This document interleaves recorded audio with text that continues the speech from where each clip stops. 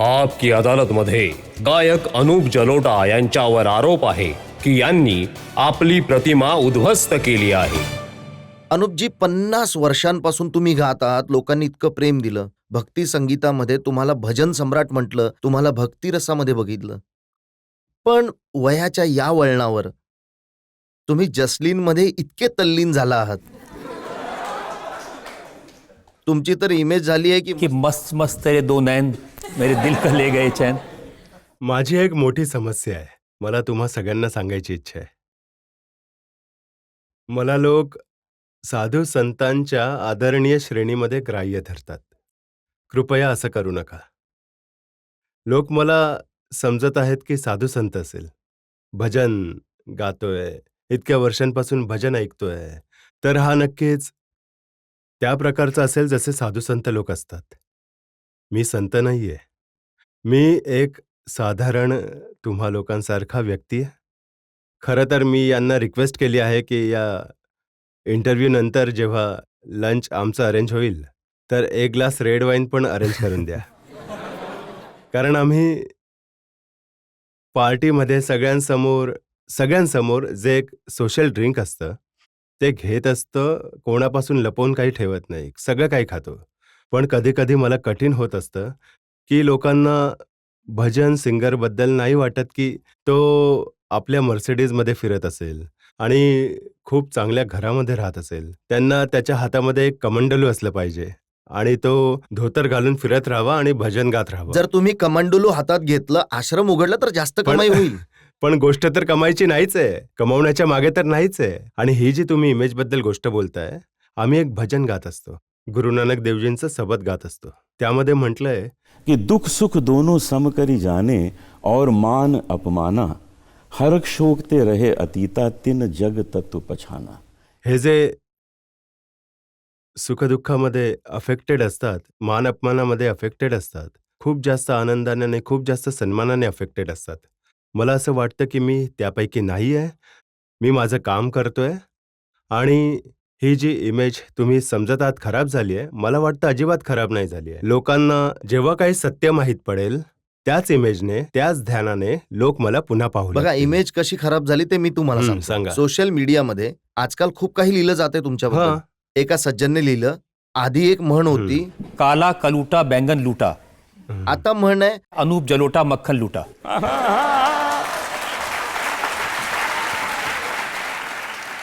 आता मला यावरून 2 ओळी लक्षात येत आहेत, तुम्हाला सांगतो.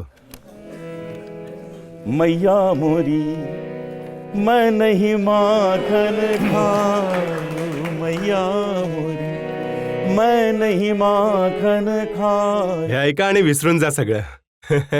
तुम्ही म्हणत आहात की मैं नाही माखन खायो, पण ते म्हणतायत की मडकी घेऊनच गायब झाले. हे सगळं दररोज लिहिलं जात आहे. लिहिलं जात आहे की 65 वर्षांचे अनुप जलोटा, 28 वर्षांची जसलीन, 37 वर्षांचा फरक. आता हे तर जगजीत सिंग गायत होते ना. ना उम्र की सीमा हो, ना जन्म का हो बंधन. पण प्रश्न हा आहे की ते अफेअर तर नव्हतंच. जर अफेअरच नव्हतंच तर लोकांना काही म्हणू द्या, काय फरक पडतो? लोक तर म्हणतायत की जर आम्हाला आधी माहित असतं की भजनामध्ये इतकी ताकद आहे तर आधीच. भजनात तसं बघा, भजनामध्ये ताकद तर आहे, पण त्याचा चुकीचा वापर करू नका. म्हणजे तुम्हाला भजनाच्या ताकदीचा प्रसाद मिळाला. तुमच्या समोर उभा आहे बघा, भजन गाऊन मी आपकी अदालतमध्ये आलोय. माझ्या मते हा खूप मोठा प्रसाद आहे. आता एका तरुणाने लिहिलंय की आम्ही तर उगाचच हनी सिंग, मिक्का सिंग, अरिजित सिंग यांच्या फंद्यात पडून राहिलो. या जलोटाजींकडूनच शिकूया काय केलं पाहिजे. अजूनही येऊ शकता, या, मी शिकवेन, येऊ शकता. तुम्ही म्हणताय की काहीच नव्हतं. अजिबात काही नव्हतं. झालं काय खरं मी सांगा. सांगतो. मी तुम्हाला किस्सा पूर्ण ऐकवतो. जसलीन आमच्याकडून काही 2-3 वर्षांपासून गाणं शिकत आहे आणि खूप कमी वेळा येते कारण ती खूप बिझी आहे. मी पण बिझी आहे. 6 वेळा मी तिच्या घरी गेलो, 5 वेळा ती माझ्या घरी आली, 3-4 वेळा आम्ही एअरपोर्टवर भेटलो. एक दिवस तिचा मला फोन आला की मला बिग बॉसची ऑफर मिळाली आहे जाण्यासाठी. मी म्हटलं नक्कीच जा, तुझं खूप नाव होईल. म्हणाली नाही, पण त्यामध्ये प्रॉब्लेम असा आहे की विचित्र जोडी बनून जायचं आहे, एकटी मी नाही जाऊ शकत. तर मी म्हटलं कोणाला तरी शोध, कोणाला तरी घेऊन जा. नाही नाही तुम्ही चला. नाही, मी म्हटलं मी तर नाही येणार, माझ्याकडे इतका वेळ नाहीये. मग तिच्या वडिलांनी मला कॉन्टॅक्ट केला, त्यांना मी आधीपासून ओळखायचो. तर 2-4 वेळा ऐकून बोलून झाल्यावर मी तयार झालो. मी म्हटलं ठीक आहे, एक अशी विचित्र जोडी आपण बनून जाऊया, जी गुरु शिष्य विचित्र जोडी बनून आतमध्ये जाऊया. ते आम्ही तिला समजवलं. ती पण तयार झाली, तिचे वडील पण सगळे तयार झाले.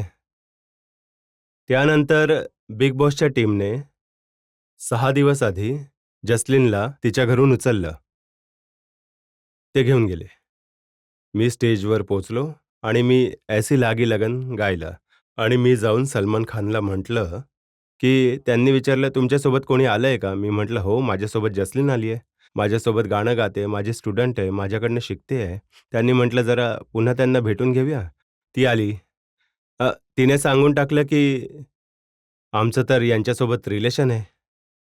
आता मी या प्रकारचा व्यक्ती आहे, की मी म्हटलं अच्छा रिलेशनशिप आहे? चला आज 2-4 आठवडे असेच घालवूया मग आणि चला आज जाऊया आणि येऊन बाहेर सगळ्यांना सांगून टाकू की हे प्रकरण काय आहे.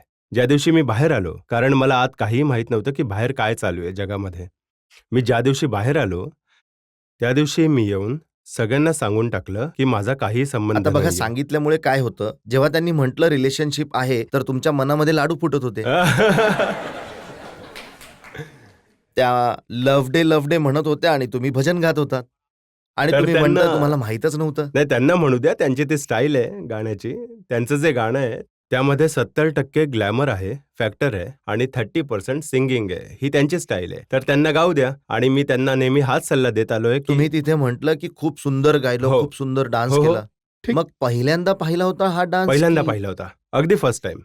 आणि मी त्यांना सल्ला दिला की तुम्ही सिंगिंगला 70% ठेवा, ग्लॅमरला 30% ठेवा, तुमचं गायकीमध्ये नाव होईल. आणि हाच सल्ला मी त्यांच्या वडिलांना सुद्धा दिलेला. तुम्ही आज म्हणताय की रिलेशनशिप तर नव्हतं अजिबात पण- नाही. आणि तुम्हाला तिथेच जाऊन माहित पडलं कोणती गोष्ट? की त्यांची इच्छा आहे की रिलेशनशिपची चर्चा व्हावी. त्यांनी म्हटलं की त्यांनी जेव्हा म्हटलं की आमचं यांच्यासोबत रिलेशनशिप आहे आणि मला धक्का बसला. मी म्हटलं हिला समजावलं काही वेगळंच होतं आणि ही काहीतरी वेगळंच बोलते. चला हे देखील बघून घेऊया आज जाऊन.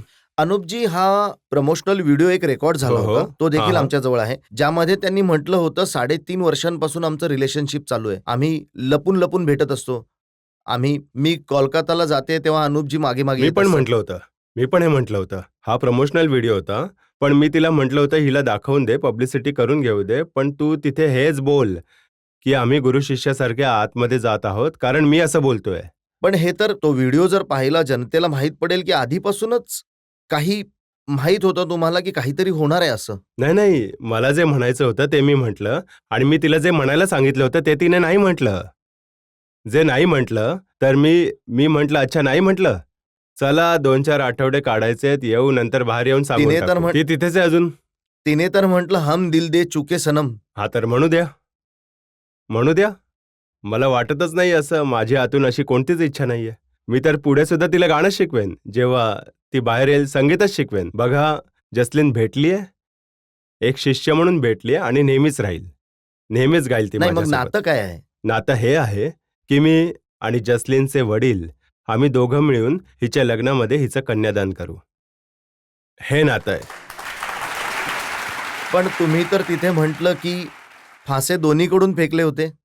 अरे हे तर सगळं तुम्ही जो प्रमोशनल व्हिडिओच्या नंतर ज्या ज्या गोष्टी ऐकल्या आहेत, काय मी अशी कोणती गोष्ट शोच्या दरम्यान केली आहे? तुम्ही लोकांनी पूर्ण बिग बॉस पाहिलंय, काय तुम्हाला आमची केमिस्ट्री दिसून आली?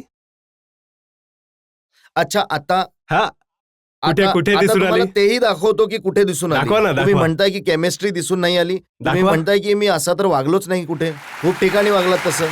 ऐका ना, आजकाल मुलं आपल्या वडिलांच्या गालावर किस नाही करत. नंबर 2 ऐका ना, पूर्ण तर ऐकून घ्या. तिने इथे किस केलं, मी म्हटलं इथे सोडून दे, इथे दुसरं कोणतरी किस करेल. हे सुद्धा मी म्हटलं. हा पण माझा डायलॉग आहे की इथे जरा सोडून दे, कोणीतरी दुसरं येऊन करेल. अरे ड्रामा आहे, तिथे हे सगळं चाललं होतं गोष्टींना एंटरटेनमेंट व्हॅल्यू देण्याचा प्रयत्न होत होता. यापेक्षा जास्त काहीही नव्हतं. आता जेव्हा ती बाहेर येईल ती देखील सांगेल काय होतं.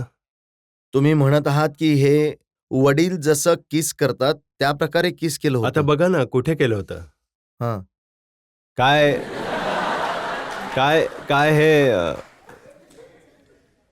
गालावर किस नाही करत मुलं वडिलांच्या. हां हां कारण तो एक शो आहे, तर त्याला आणखी जबरदस्त बनवण्यासाठी लिपस्टिक पण लावली गेली आहे. आणि मी म्हटलं इथे नको करू, इथे कोणीतरी दुसरं करेल. तर मग तुम्ही तिथे जसलीनसाठी गाणं सुद्धा गायलं होतं, चौदहवी का चांद तो हो. पूर्ण स्क्रिप्टेड प्रोग्राम बनवला गेला होता डेटचा. आम्हाला सांगितलं गेलं की तुम्हा लोकांना तयार करण्यात येईल. तुम्हा लोकांना तयार करतील आमचे. त्यांना घेऊन जातील एका खोलीमध्ये, जिथे जाऊन तुम्हाला या डेटला सुंदर बनवायचं आहे. मी म्हटलं ठीक आहे चला. आम्हाला तयार केलं गेलं, आम्ही गेलो आणि तिथे खूप स्वादिष्ट जेवण सजवलं होतं. कारण तसंही खायला जे मिळतं ते स्वतः बनवावं लागायचं तिथे दररोज. पण तिथे जेवण सजवलं होतं, खूप मस्त हार्मोनियम ठेवलेलं होतं आणि मी 14वीं का चांद हो गया, त्यानंतर मी प्यार दीवाना होता है, मस्ताना होता हे गाणं गायलं. त्यानंतर आम्ही थोडंसं त्यामध्ये डान्सही केला. हे तर एक डेट त्या लोकांनी ऑर्गनाईज केली होती, ज्याला आम्ही सुंदर बनवलं. यात काय वाईट आहे? मग आता तुम्ही तर बदनाम करून टाकलं ना. जसलीन विचार करत मुन्नी बदनाम हुई डार्लिंग तेरे लिए. अरे कुठे बदनाम झाली? अजिबात बदनाम नाही झाली. अजूनही ज्या लोकांना ही बातमी पूर्ण मिळतेय, कारण जसलीनच्या वडिलांनी पण जे म्हटलंय, त्यांच्या वडिलांनी हे म्हटलंय की मला माहिती आहे असं काहीच नाहीये. तुम्हाला माहिती आहे की जसलीन तिथे कुठे जाते? एक तर तिचे भाऊ असतात त्यांच्यासोबत किंवा वडील असतात. तर हे त्या लोकांना एक मिनिटाची बातमी असते. अशी काही गोष्टच नाहीये आणि मी अशी गोष्ट होऊ देणार पण नाहीये माझ्या आयुष्यामध्ये. मी खूप खुश आहे माझ्या आयुष्यात, खूप खूप खुश आहे. तुम्ही नाही ऐकणार की पुढे लाईफमध्ये माझं कधी कोणासोबत रिलेशनशिप झालं, लग्न झालं, होऊन गेलं माझ्या आयुष्यात जे काही नाही. व्हायचं आता होतं हे ते. सांगा, जे म्हटलं होतं 3.5 वर्षांपासून रिलेशनशिप आहे, आम्ही लपून छपून भेटत असतो, मी कोलकाताला जाते तर हे मागे मागे येत असतात. तुम्ही म्हटलं मी दिल्लीला जातो, तू मागे मागे येत असतेस. हा प्रमोशनल व्हिडिओ होता, त्यामध्ये म्हटलं गेलं होतं आणि ते त्यासाठीच होतं, आणखी काही नव्हतं. हे जराही सत्य नाहीये. एक कणभर देखील यात सत्य नाहीये. हे आता तुम्ही इमेज सुधारण्याचा नाही प्रयत्न नाही करत नाही आहात. नाही अजिबात नाही, अजिबातच नाही. मी तुम्हाला 100% ही गोष्ट सांगतोय, हे सत्य नाहीये.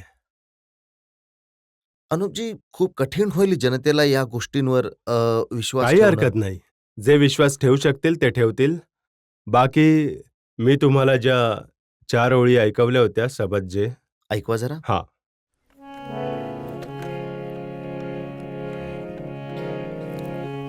साधो मन का मान त्यागो, काम क्रोध संगत दुर्जन की, ताते अहनिस भागो. साधो मन का मान त्यागो, दुख सुख दोनों सम करी जाने, और मान अपमाना.